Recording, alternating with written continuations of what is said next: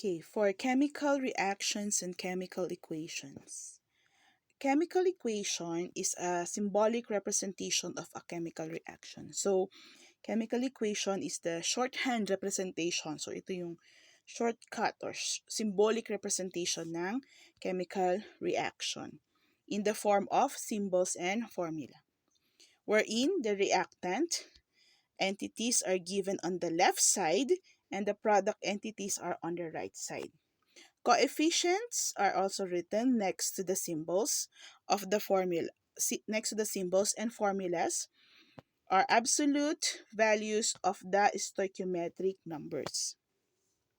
The first chemical equation was diagrammed by Jean Beguin in 1615. So, the reactants and products are separated by an arrow sign, which could be read as yield or produces, and the individual substances' chemical formula or symbols are separated with a plus sign.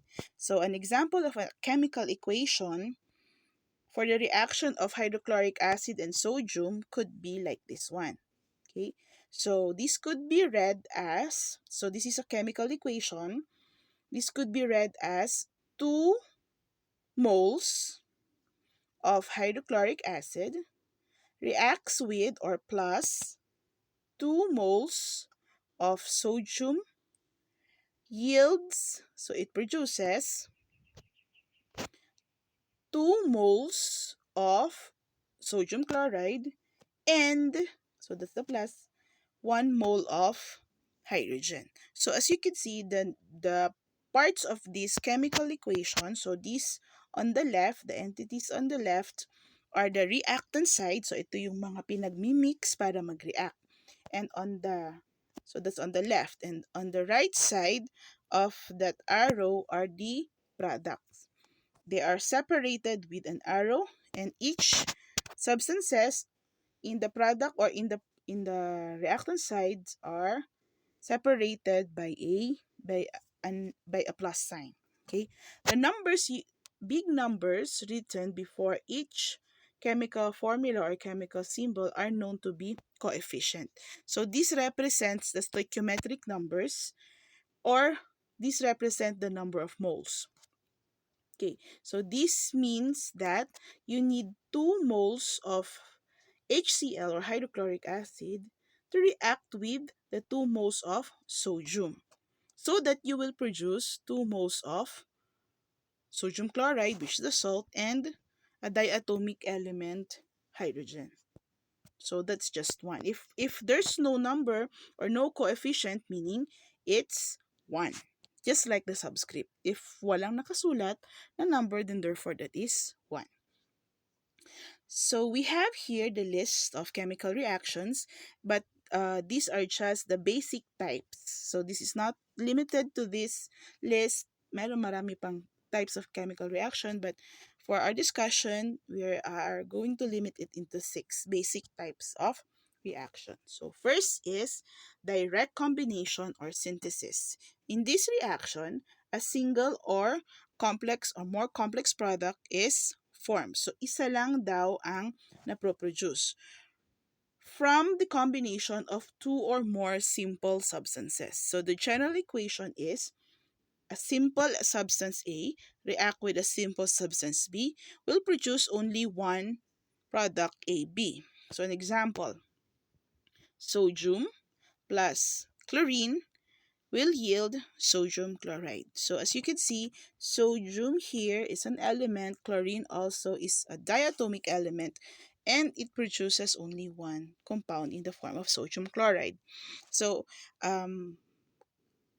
if you will see the 2 subscript in the chlorine and wala kay sodium, it is because chlorine is included or one of the diatomic elements, and we are only have this list. Ito lang ang ating 7 diatomic elements. Okay? So si sodium hindi kasama sa 7 diatomic elements, kaya kapag isusulat siya sa chemical equation, wala siyang subscript of 2. Okay? So ito lang, hydrogen, nitrogen, fluorine, oxygen, iodine, chlorine, bromine ang diatomic elements. Kapag makikita sila sa mga chemical equation, meron silang palaging 2 subscript. Another type of basic reactions is the decomposition or analysis. This is actually the reverse of direct combination or synthesis. So kabaligtaran lang yan.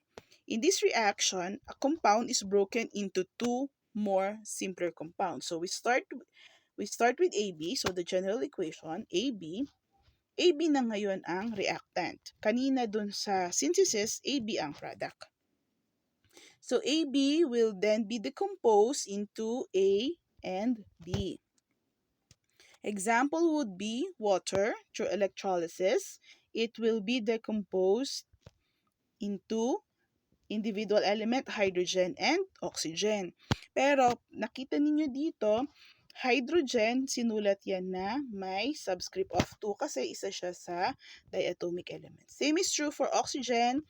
Pag oxygen ang pinag-uusapang element, so kailangan may 2 siya doon. Okay? So we have the synthesis. The general equation is A plus B will yield AB. Analysis or decomposition, AB yields A plus B naman. So magkabaliktad sila. The third is the substitution or single displacement or paminsan single replacement. So here, this is a reaction between an element or an ion wherein it displaces another element in the compound. So kung kanina sa ating first two synthesis, we only deals with simple substance AB, and sa decomposition naman ay for here is A plus B and here is compound AB. Pagdating kay substitution, dalawang reactant natin, yung isa ay elemental or in ion form and yung isa naman ay compound form. Okay, remember that compound is composed of 2 or more elements. Meron tayong dalawang general equation pagdating sa substitution. So it could either be, the general equation is A plus bx yields ax plus b, and y plus bx yields by plus x. Okay, bakit magkaiba? For the first general equation, the A represents this A, Okay, so that A represents elements with positive charge. Okay, so like magnesium. Magnesium is a cation. Okay, so it can possess positive charge, and the compound, alam naman natin that compound is composed of, usually in ionic compounds, they're composed of cations and anions. So what will happen here is, if A possess positive charge and B is positive, X is an ion negative, the one that will be displaced here, okay, so A or magnesium will displace the hydrogen. Okay, so kaya magiging AX. Okay, and na-displace si B. Siya na yung na-single out. Okay, hindi pwedeng magsama si si AB kasi parehas silang positive. Hindi pwedeng magsama si magnesium and si hydrogen because magnesium is positive 2 and hydrogen is positive 1. So hindi sila mag-a-attract. Okay, kasi for this general equation, the A that possess positive will displace, so alisin niya si B at makiki-interact siya kay X na negative. Okay, so ang may reaction dito is the magnesium with chlorine. That's why we have here AX. Now, the second general equation is Y. This by Y plus BX plus B. It yields BY plus X. Okay, so this case naman, the Y represents or possess those elements with negative charge, such that if this is negative charge, of course, ang i-displace niya yung negative. Makiki-interact siya kay positive. Kaya, na-produce si NaBr or sodium bromide. At na-displace yung katulad niyang negative CX. Okay? So, for this case, so magnesium, ulitin natin, magnesium reacts with chlorine because magnesium is positive and chlorine is negative. Since hydrogen is the uh, um, same as magnesium that it possess positive here, so therefore siya yung madi-displace. Okay? And by crisscrossing, so magnesium positive 2 and chlorine negative 1 after crisscross. Okay, so that 2 will go to the side of chlorine and the 1 will go to the side of magnesium. Kaya nagkaroon tayo ng magnesium chloride na MgCl2. Okay? Now, for this equation, the Y or the bromine will have negative 1. Okay, so since it's a negative, it will have an interaction with the positive sodium. Sodium is Na positive 1. Okay, and of course, madi-displace niya si iodine kasi iodine here possess negative charge. So, na-display si iodine. And the product is, so crisscrossing, the one will go to the side of bromine and this negative sign of bromine will go to the subscript of sodium. That's why we have an ABr. Okay? So, since na-displace ang iodine here, and we all know that iodine kanina is one of the diatomic elements, dito wala siyang 2 kasi after crisscross na wala yung kanilang subscript. But since elemental na here, elemental na siya dito, kaya meron siyang 2. Same is true for hydrogen. Since elemental na siya dito, wala na siyang ibang kasama, and it is one of the diatomic elements, and therefore you have to write it as H2 and not only H. Okay, so that is single displacement. Again, this type of reaction involves an element and a compound, wherein the element will displace or replace one of the element in the compound. Depende kung kaparehas niyang positive or kaparehas niyang negative. Okay? Next is the metathesis or double decomposition or double replacement. So kung kanina dun sa single displacement, it's a reaction between an element and a compound. For this type, for the fourth type, this is actually the reaction of two compounds wherein the elements interchange or the ions interchange or radicals. So nagpapalitan sila. Okay? So breaking this general equation, so AY plus BX yields AX plus BY. So, alam natin yung nauuna dito, A is positive charge and Y is negative. B is positive and X is negative. Kasi for ionic compounds, usually, cation first before an ion. And of course, if A is positive, makiki-interact siya kay negative. That's why we have AX.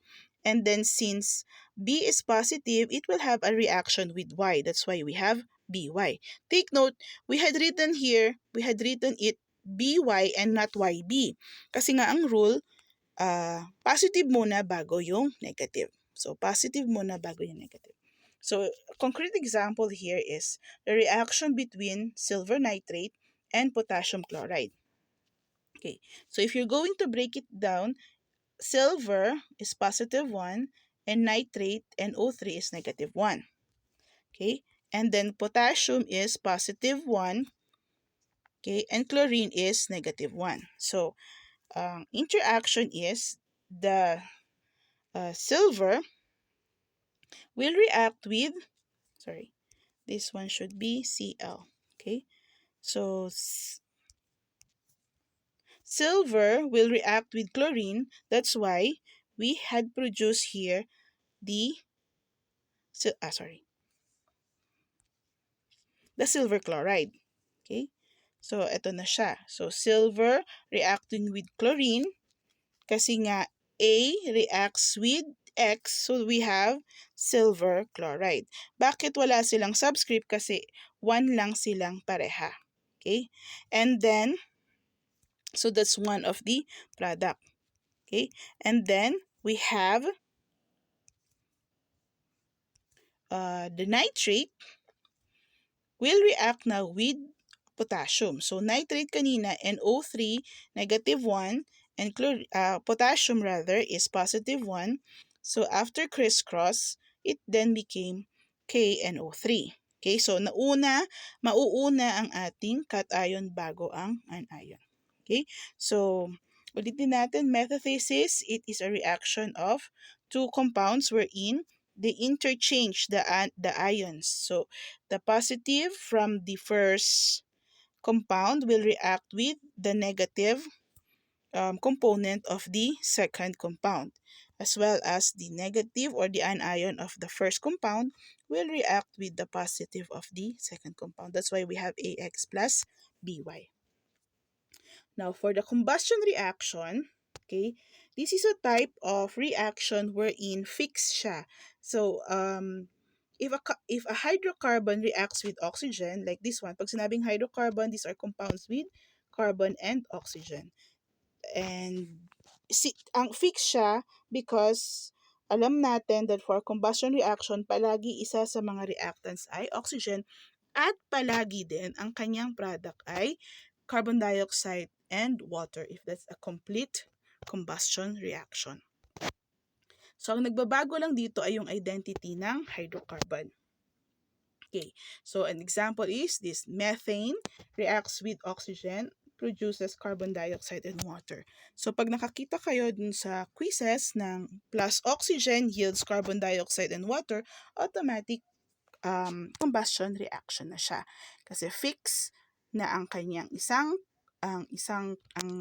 sa kanyang reactant ay oxygen at ang kanyang pinoproduce ay carbon dioxide and water. And of course, meron din dyang energy in the form of heat and light. Okay? And the last reaction that we're going to discuss is the neutralization reaction. The neutralization reaction follows actually the process for metathesis. Parang parehas sila dito. Pero sa neutralization reaction, limited lang siya na ang ating reactants ay in the form of acid and base at ang ating product ay salt and water. So the mechanism here is, so ang usually common, ang acid ay meron siyang hydrogen at nagbabago lang yung kanyang anion X. Okay? And bases, meron siyang metal at palagi meron siyang hydroxide. So, the mechanism is just like in metathesis wherein the positive charge of the first compound here is H will react with the anion of the second compound. So that is HOH. Kaya na-produce natin si water H2O. And then another is the anion of the first compound Br will react now with the cation of the second compound. So we have here KBr. Okay, so nag-interchange lang sila. And for this case, the KBr is known the salt kasi ang salt ay they are produced from the reaction of the anion of the acid and the cation of the base. That's why we have salt. Hindi lang limited na salt na sodium chloride or NaCl. Rather, general term yan, salt produced from the reaction of the anion of the acid and the cation or metal of the base. And of course, you have the HOH, which is water, or collectively H2O. Okay, so those are the 6 reactions or basic type of reactions.